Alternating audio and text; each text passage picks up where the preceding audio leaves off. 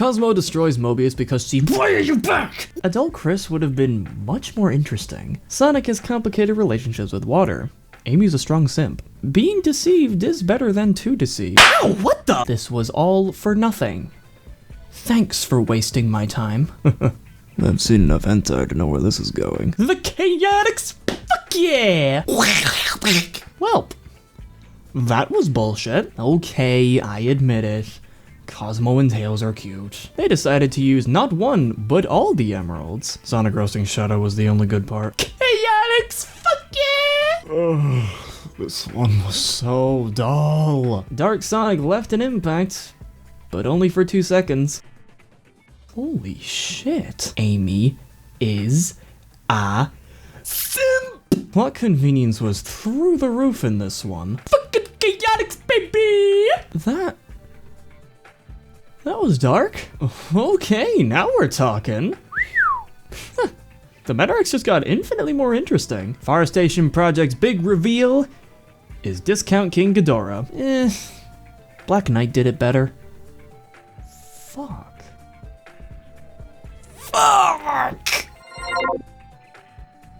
Okay, Sonic X. You've done a lot of something. There is a lot to talk about here. Now that the humans are finally out of the picture and Sonic can finally be with the gang alone. Oh, you fuck! The show decides to explore the beauties and the worries of the world of Mobius by immediately unleashing an intergalactic threat with a new alien race, who then steals the planet's life source and make the characters immediately go to space. You know, I would have liked to see how Mobius worked, but I guess I'll never know. My disappointment thrown to the wayside, the Metarex arc is quite special in that it actually makes me feel anger not just towards Chris or any of Sonic's friends at the beginning. Trust me, I'll be getting into Chris later. Don't think I'm one to just skip a Chris round whenever I get the chance. But that for the second time in all of the show's history, I actually felt quite annoyed at the actions committed by Sonic. The way the arc kicks off is Sonic fighting this unknown new enemy named Dark Oak. This is also the very first time where we actually see Super Sonic tired and even slightly hurt. Already, the stakes have been raised by a lot, and Drakpoke's presence is one to admire. So far, it's going pretty good. But then, Sonic decides that rather than just keep fighting, instead thinks that the best solution to this current predicament is to launch all 7 Chaos Emeralds into space, shutting down every chance he had at beating Dukuk, and falls to Earth defeated. This not only makes it certain that Dakak has a golden chance to kill him, but everyone else's chance at beating him have now been completely squandered. Sonic just went full-on Galaxy Brain in this moment. The only reason he survived this very brain-dead decision was because Doc Ock conveniently didn't attack him. Despite having all the power in the world to do so, the show attempts to explain this absolute nonsense decision by claiming that Darko's chances of winning at that moment was very low. Bitch! Yeah, right after Sonic blew the Chaos Emeralds away from him and is clearly falling to Earth. Completely unconscious. Buddy, I don't care if you got hit with one of the emeralds. You could poke Sonic's unconscious body and have him drift out into the dark depths of space without even trying. But alright, show. Alright. Whatever you say. If you thought what I just said was dumb, strap on in, because this is only the start. Say hello to Cosmo the Cedrian, X's new addition to the Sonic lore. She is the lone survivor of an attack from the Metarex not too long ago. Her whole purpose at the start is to warn Sonic about the Metarex attacking Mobius, stealing his planet's egg, and asking if he will fight the Metarex. The reason why the planet egg is so important is because without it, Mobius would slowly become an inhabitable wasteland, and life on the planet would be no more. In simple terms, egg gone, death slung. So it's quite important that she relays this news to him as fast as possible.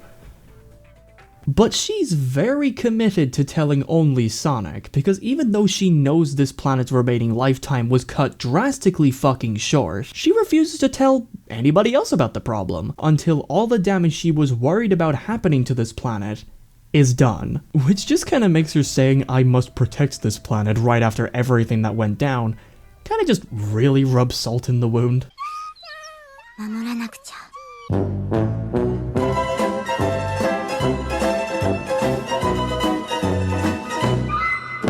What the fuck, bro? These guys could have known what they were up against if you just decided to move your plant-ridden lip flaps, you fucking cabbage. This combined with Sonic's brain-dead decision-making has right now made this arc start on a really bad foot. But just when you think it couldn't get any worse, the Master Emerald begins to glow, and a familiar face pops out. Oh, come on! Yep, Chris is back.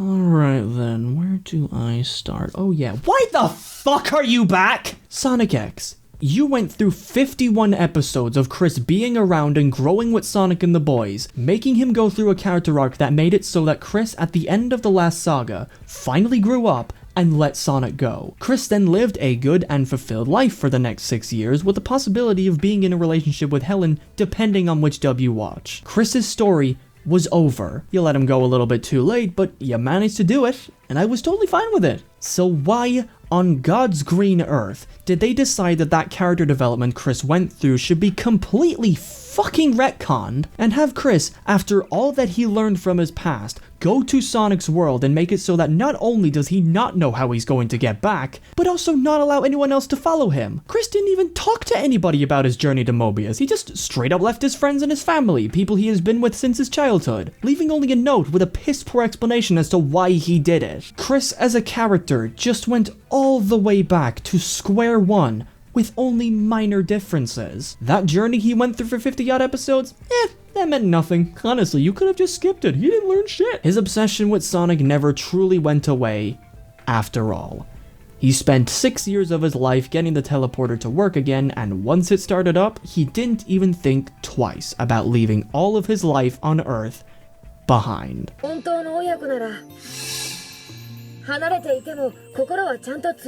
I hate you.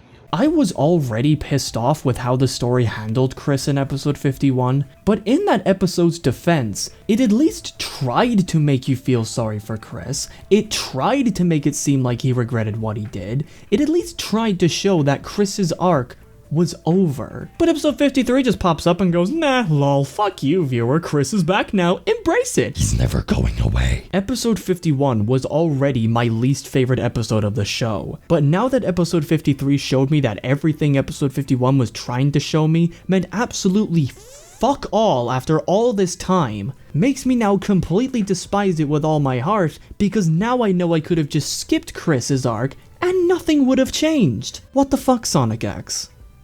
Seriously, what the fuck?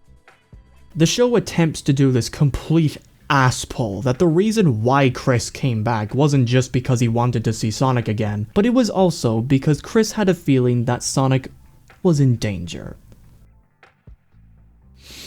So why the fuck did he go alone? Don't you think that if Sonic was in supposed danger, he would tell his peeps about it and give them the opportunity to possibly help out? How in the hell do you expect to help Sonic all by yourself after all the stuff you've seen and experienced firsthand? You'd think that shit would have sunk in, but no, I guess it didn't. On top of this mountain of character development bullshit, there is another problem with Chris coming back.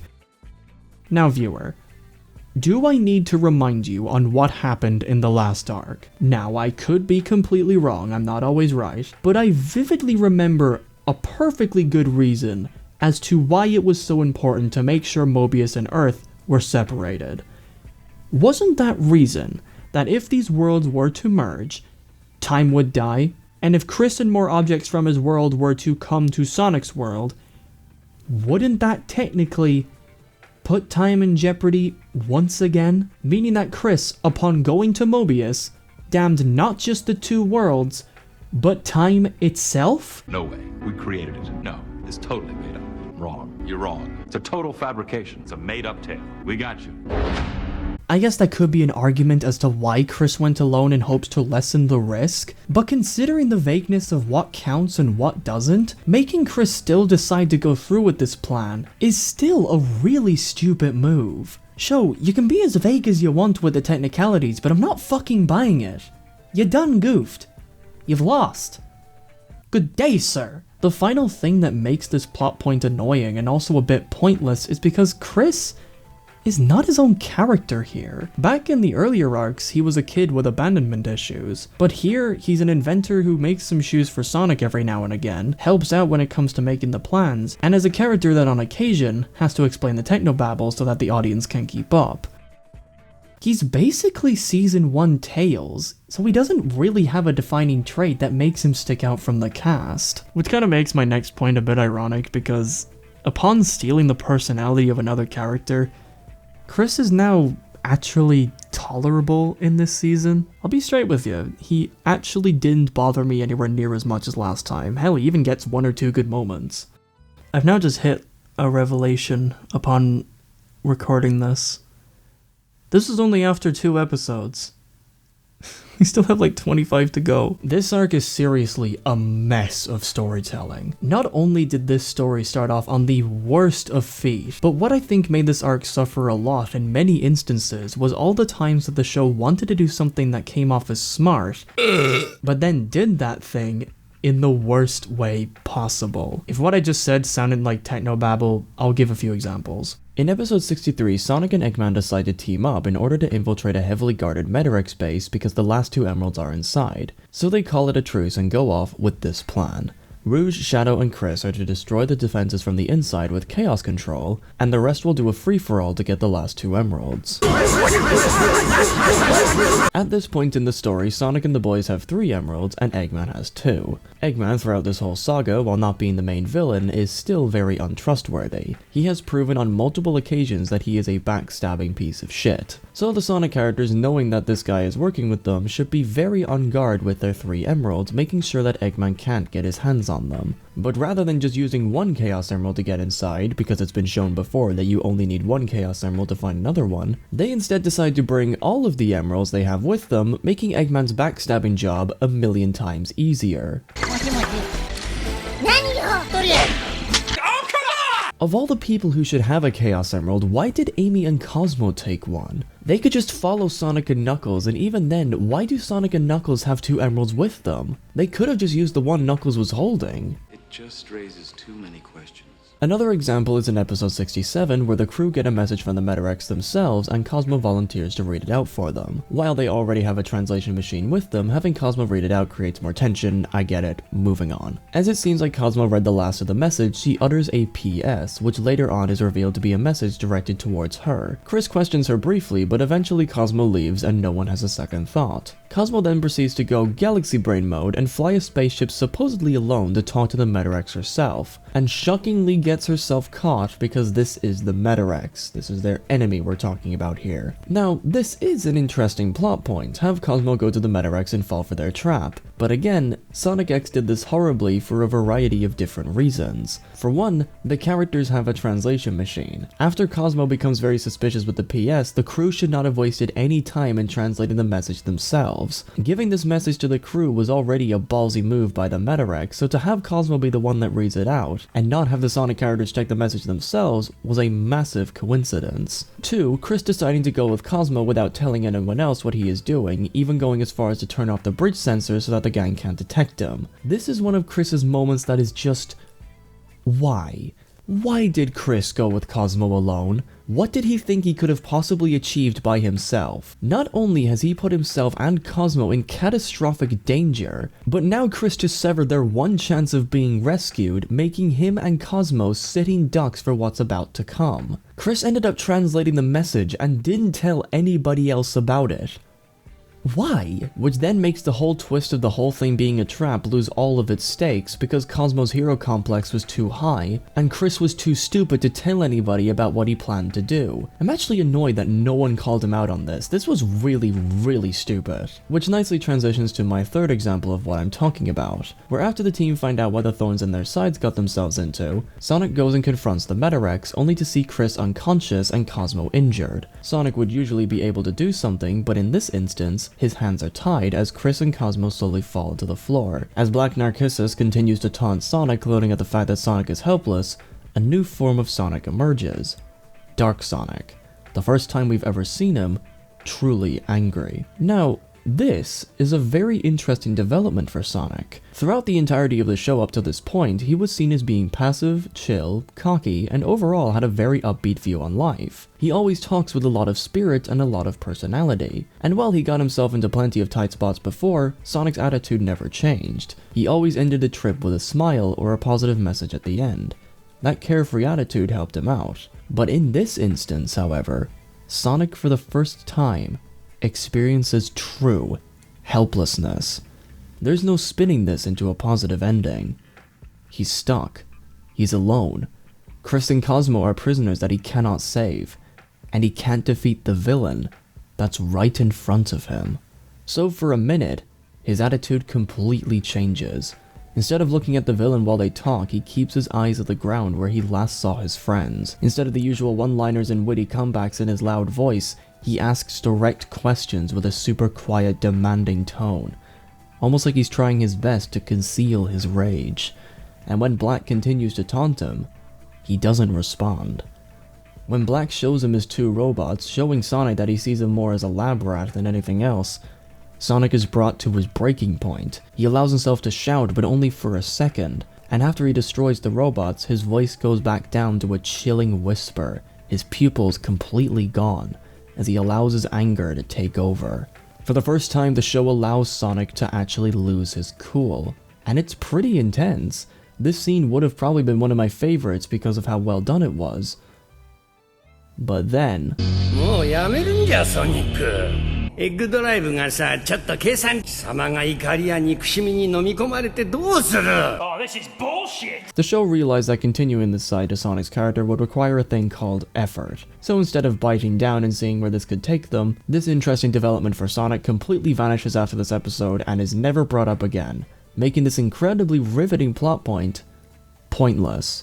These three examples, I believe, highlight the moments where this season's writing was badly done. All of these moments had lots of potential to be something great, but the way that they were executed did not do them any favors at all. This saga also suffers from pacing issues as well, with some episodes either being way too long or just filler to make this season longer, making some adventures that they go on feel like a waste of time. The episode involving the cancerous planet was a prime example of what I'm on about. And like the seasons that came before it, there are also a plethora of moments that were quite bad. If you've been watching up to this point, you know where this is going. Let's start off with just some goofs and gradually transition to the stupider moments. Tails asking if Cosmo is okay with fighting the robot when he's right about to jump into the fight, with Cosmo in the passenger seat. Eggman being able to send ships from other sides of the universe, but doesn't have good enough security on his own ship to find out Rouge snuck on board. How she managed to do this without getting caught is a question that was never answered. Scrum Diddly Duckles being tricked by Eggman for the third time in the show. I understand that Knuckles is gullible, but after the second time, this just should not have happened.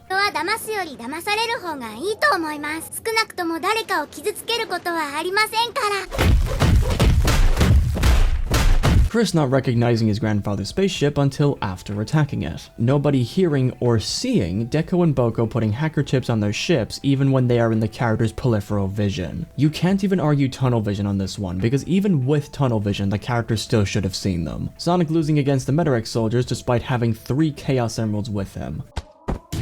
Oh, we doing a dog pile? Oh, heck yeah, dog pile? Heck yeah, dog pile. Tails explaining why there are palm trees on the ship because Chuck told them that he needed palm trees to fly through outer space. You know, Tails, you could just say that you like them for aesthetic reasons. There's nothing wrong with that. Shadow going on the hero ship in an attempt to kill Cosmo, and never telling Sonic and the gang why he's doing it. This episode's really good and all, but if Shadow just explained why he wants to kill Cosmo, it would have made this a lot easier. The Chaotix along with Shadow making their way onto Dopop's main ship and getting inside without triggering any alarms. Either this is really dumb, or Dorkorg is just so confident that no one will be stupid enough to do this. No humans can get through the teleporter, but objects are completely fine. Either everything goes to the teleporter or nothing goes to the teleporter. Make up your mind. And on top of that, the objects that Chris's parents sent to him appear on the altar in Angel Island, rather than appearing on the ship that contains the Master Emerald. How were they able to send stuff to Chris from Earth? Chris explains that he linked up to the Master Emerald's energy, but the Master Emerald was in space at the time of the stuff arriving. So if the teleporter is still linked to the Master Emerald, wouldn't all that stuff the Thorndike sent be on the Blue Typhoon and not on Angel Island? This, like many other moments, was never explained. In episode 74, the Metarex find out that Eggman has been stealing information from them and for some reason don't kill him. I get that Eggman helped them out, but this is the Metarex we're talking about. These guys have killed millions of people and hundreds of planets, so why are they keeping Eggman alive as a prisoner besides plot convenience? They have a lot of his tech, he's pretty much dead meat now. But the biggest, and in my opinion, the stupidest plot point that I want to mention, is the last big twist of the whole saga. It is revealed that Cosmo has been in fact an unintentional spy for Dark Aoki, and has been his eyes and ears ever since she appeared on Mobius to the time this twist was revealed, with Duke Owoko later saying that everything that has happened in this saga all went exactly to plan. The way this twist was revealed was very effective, it had that nice punch a good plot twist would have, but when you really think about it, this twist is so fucking stupid. So you mean to tell me that all this time, Lucas Ucas had full access to what was going on with the crew pretty much 24/7, all their plans, all their strategies, what else have you? This pretty much means that at any time he could have just killed them without them even knowing it. This moment, he knew about it. This moment, he knew about it. This moment, he knew about it. This moment right here, sure as shit he fucking knew about it. The Metarex were shown to be cruel, heartless, and above all, ruthless. They would do anything they can to get the upper hand. They have shown on multiple occasions that they do not care about casualties if it means that they can win. And considering that Sonic and his friends are the biggest threat to his plan going wrong, Drax Oax, knowing that Cosmo is around them at every crucial moment, should have wasted absolutely no time in making sure that they were wiped off the face of the universe. So how, in the name of God, did these guys survive for this long? Logically speaking, they should have died many times over. This would have all made complete sense if Dark Ox was shown to be this sadistic bastard who loved the chase and has a very prideful personality, but he was never shown to have that. In this whole saga, he was shown as being cunning and cruel, quiet and careful, collected and ruthless. So this twist, rather than making him come off as this super intimidating villain, instead makes him look like a complete fucking idiot who doesn't even follow his own logic. This didn't all go according to plan, my guy. The reason you ended up somewhat succeeding and becoming a lame Godzilla ripoff was because you got extremely fucking lucky. So, yeah, the Metarex arc in short is a colossal mess in terms of its plot. There are just far too many questions raised that were never answered, and there were so many moments that are either really stupid, completely pointless, or very badly executed. But with that said, I would be lying if I said that the whole arc was bad, because it certainly wasn't. In my honest opinion, the Metarex Saga, when good, is right behind the Emerald Saga in terms of quality, and there is a lot of moments that stood out to me as being some of X's best. So, for the first time over the course of this retrospective, I will actually list out these handful of moments, just like how I did with the bad moments. So let's begin this absolute change up in attitude with my first bit of praise, the Chaotix. Like the arcs before, whenever the Chaotix are around, they completely steal the show. I don't know what it is, but it feels like the show lets the best writers they have do Chaotix episodes, and they're always a delight to watch. They still have their great sense of humor, their jokes are now 10 times funnier, and the antics they get up to are some of my most fond memories of the show. Vector's constant delusion and being an absolute chad for the boys, Espio being the voice of reason, and Charmy being the annoying little brat like always, the three amigos still have their charm and lightning fast wit from before, with Espio being responsible for absolutely breaking me with this one action.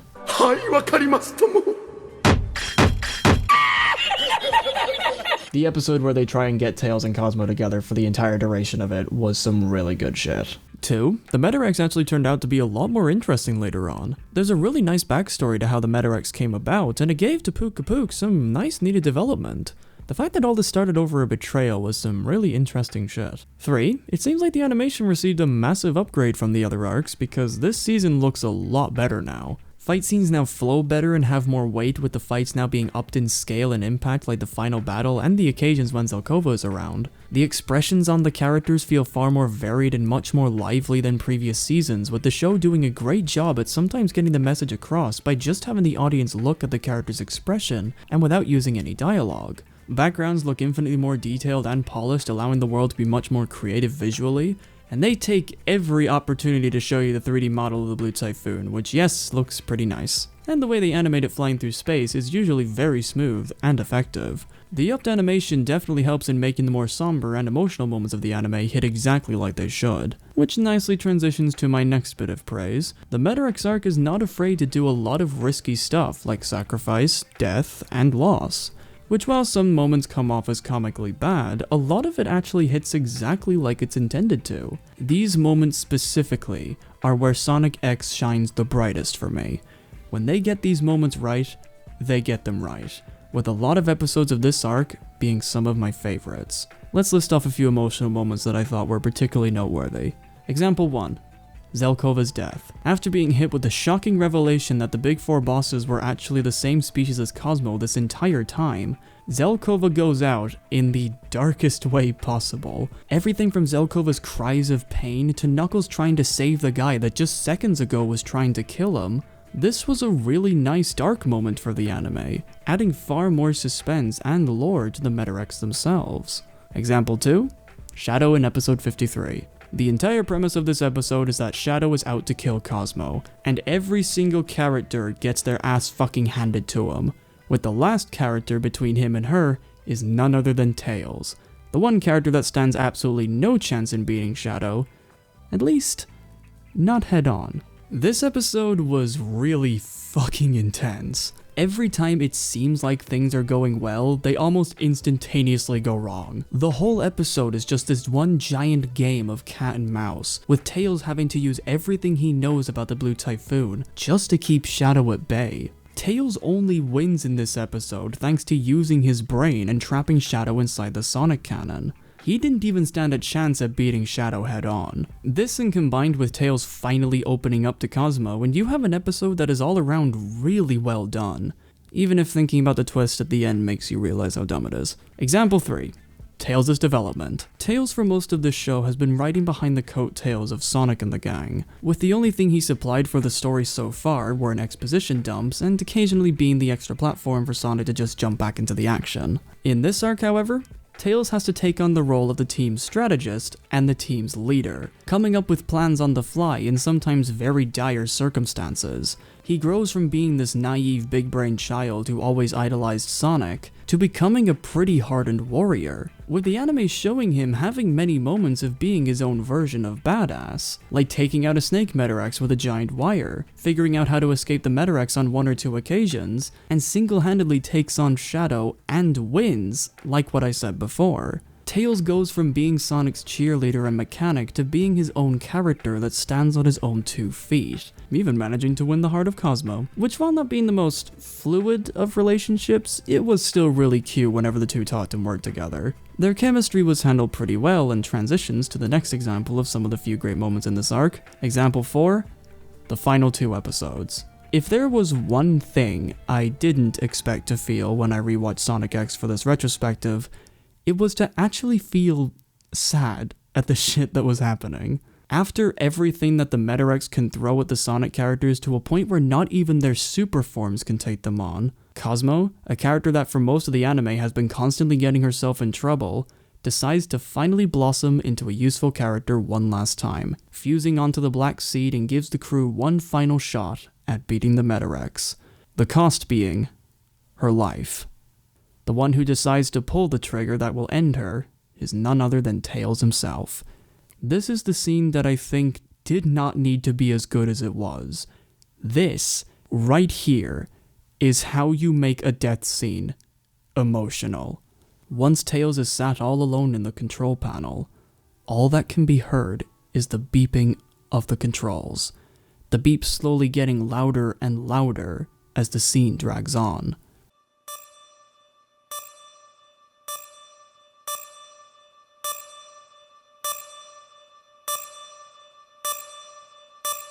The once lit room is now dark and dreary, with Tails looking at the controls, his hand on the trigger, just waiting to get the signal. As Eggman tells Tails that the time is almost ready, Sonic enters the Sonic Cannon, followed shortly by Shadow, as the two begin to spin dash inside the chamber, building up godly levels of energy. Tails manages to successfully swallow his sadness and tries to push the button, but a few seconds later, he hesitates. the realization on what he's about to do comes in at full throttle, and he breaks down, slamming his head on the control panel in anger. Despite knowing that this is what he has to do to save the universe, he doesn't have the strength to push the button. He doesn't want to. He just can't. Tails begins to cry for real, and during his angered outburst of sadness, berating Cosmo for making a promise she now can't fulfill, Eggman now has to talk Tails into doing it, telling him that he can't allow Cosmo's sacrifice to go to waste, that he must know how she feels after being around her for so long.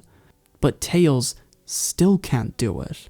In an act of reassurance, Cosmo talks to Tails in spirit, apologizing to him for all the trouble she caused, and asks him to shoot her. She knows what he has to do. So Tails, after just about giving up, swallows his pride and in the act of shooting Cosmo, shouts one final message to her that the audience will never hear. Because as he screams his lungs out, the ending credits music plays, with no other sound effects playing, allowing the music to illustrate the sadness and the tragedy of this moment. Tails managed to do it. He managed to shoot Cosmo. And in a last act of farewell, Cosmo comes back to him in spirit once again, and the last word spoken from Cosmo was to Tails, "I love you." I will not lie with you. This scene really got to me. Everything about it, from the voice acting to the animation, was pretty much perfect. I may shit on this show a lot, and it may seem like I really fucking hate it, but I give so much credit to Sonic X for making me care about Cosmo at least once, in a scene that I think was perfectly executed. So well done, Sonic X. Well done. You managed to make the stone cold heart feel something. But X is not done. This moment's sadness just gets exemplified in episode 78, with Sonic going up to Tails and giving him a seed, the last remaining part of Cosmo. Tails' reaction to getting this seed was what came close to breaking me.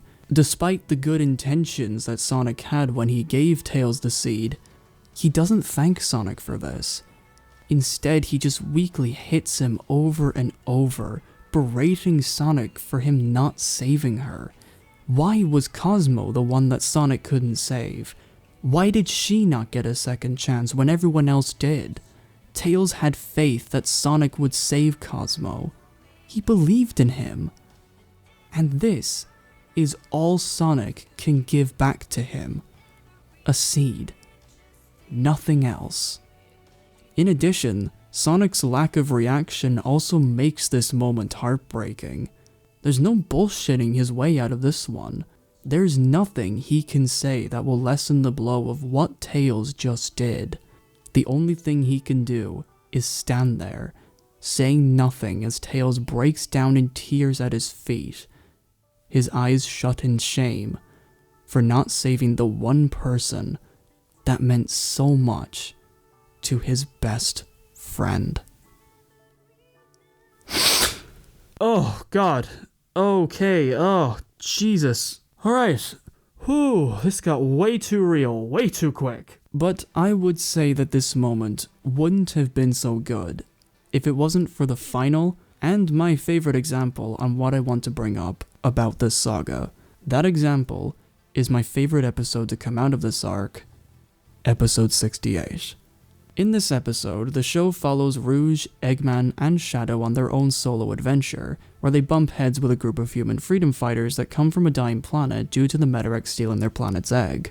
After seeing what Shadow was capable of doing, this small group of survivors end up praising their efforts and treat them as being special guests, with Eggman taking full advantage of the spotlight because, of course he does. Meanwhile, the show introduces us to a new character named Molly, who takes a great interest into Shadow as he reminds her of an old legend that she was told of a warrior who could stand up to anything a long time ago. Molly is the character that left the biggest impression on me throughout this episode. Whilst every other character has doubts on beating the Metarex, with some even going as far as to join them behind her back, Molly is the leader that even despite having all the odds set against her, still has this unbreakable optimism. She genuinely believes that her planet can win. She genuinely believes that she stands a chance against the Metarex. She genuinely thinks that continuing to fight for her cause is the one true way to keep on living. She never bows down to the cosmic overlords, despite that being extremely foolish. She has the blind optimism that makes her a naive but great leader, with this optimism inspiring more people than just her teammates, always doing her best to keep up the team's morale during a time of desperation to survive. So when she finds out that the team she spent her life fighting with tried to get rid of her in an explosion just so that they can stop fighting and losing more members, even attempting to join the Metarex so that they would be spared from death, Molly, despite being crushed at the betrayal of her teammates, never gives up hope. She loses everything she believes in and everyone she trusted in the span of a couple of minutes, but despite that, even though she thinks about stepping over the line of defeat, she does not stop moving forward. She doesn't drop her principles. She continues to fight. She continues to try and spark hope into the comrades that gave up on it ages ago. And to prove this, she does one final act of bravery by flying headfirst into the Metarex's main ship without any hesitation, and sacrifices herself, with a smile on her face, to spark one last bit of hope to her comrades. Her sacrifice was to symbolize to her teammates that they should never give up, that turning against their principles is as good as losing yourself. The moment you drop your fighting and join the oppressors just so that you can live your life easier, you betray everything you stood for. It's better to die with your principles than to live by betraying them. She helped inspire at least one of her friends to continue her legacy. And this death was done incredibly well. The anime decided to not use any music and just have the sound effects, the voice acting, the animation, and the expressions do all the storytelling, with the explosion of Molly's ship and Rouge's shout of horror reverberating into your eardrums.